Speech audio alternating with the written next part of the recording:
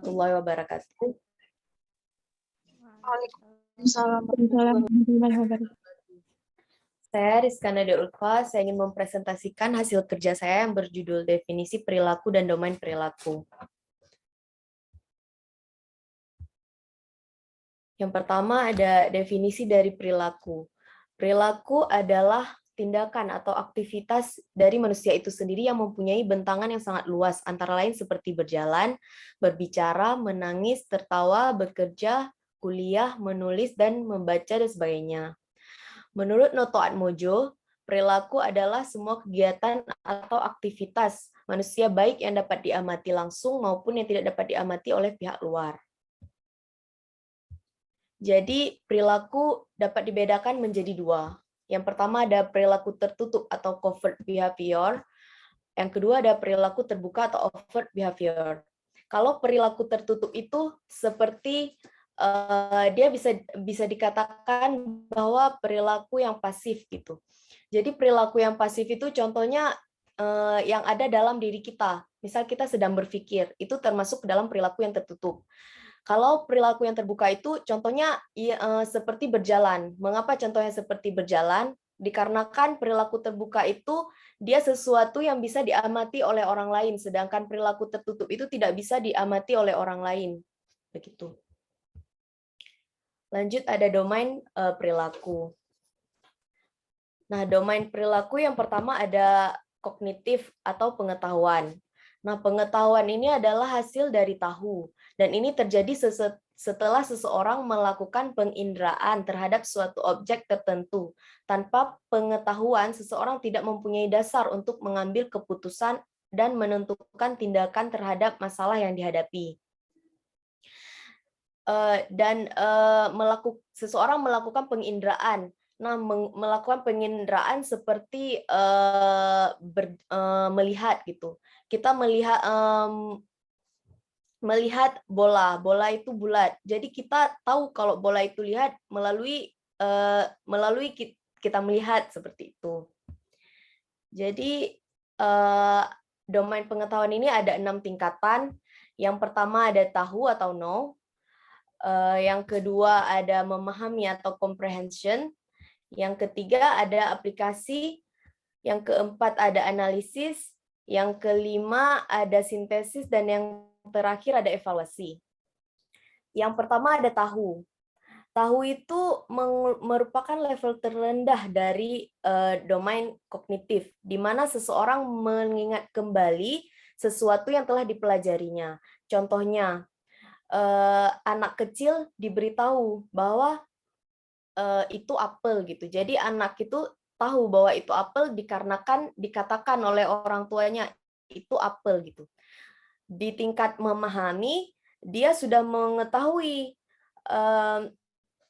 lebih tinggi. Dia udah di level lebih tinggi daripada sekedar tahu gitu. Di level ini pengetahuan dipahami dan diinterpretasi secara benar oleh individu tersebut. Contohnya seseorang tahu cara penggunaan pensil gitu, tapi belum tentu dia tahu cara menulis. Contoh lainnya, seseorang tahu memakan apel, misalnya dicuci dulu, dikupas dulu, seperti itu. Yang itu contoh dari aplikasi. Yang keempat ada analisis.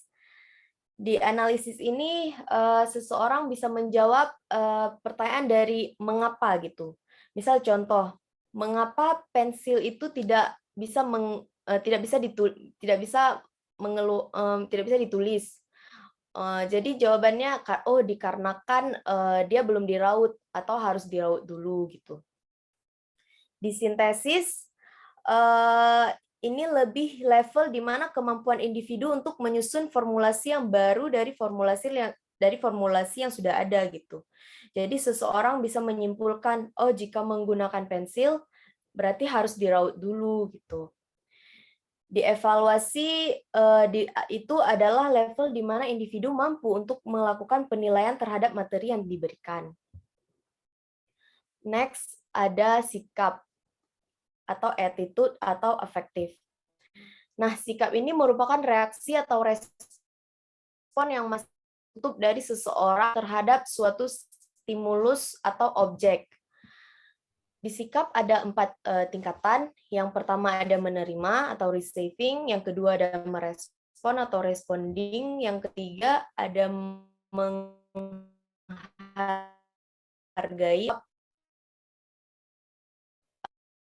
atau responsible. Contoh dari sikap itu, sikap ada yang positif, ada yang negatifnya.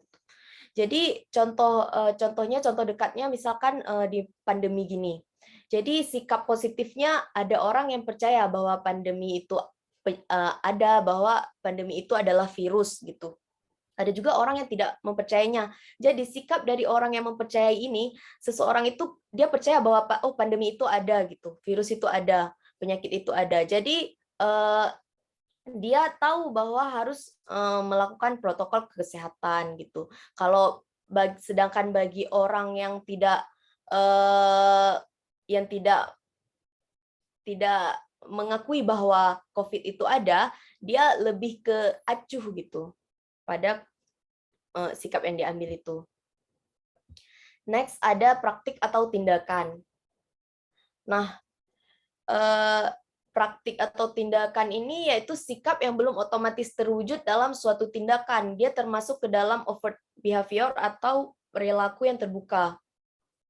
Nah, untuk mewujudkan sikap menjadi suatu perbuatan yang nyata, diperlukan faktor pendukung atau suatu kondisi yang memungkinkan. Di praktik ini juga ada 4 tingkatan, yaitu yang pertama persepsi, yang kedua respon terpimpin atau guide responses, yang ketiga mekanisme atau mekanisme, yang keempat adopsi. Nah, di tingkatan ini misalkan contoh di respon terpimpin gitu.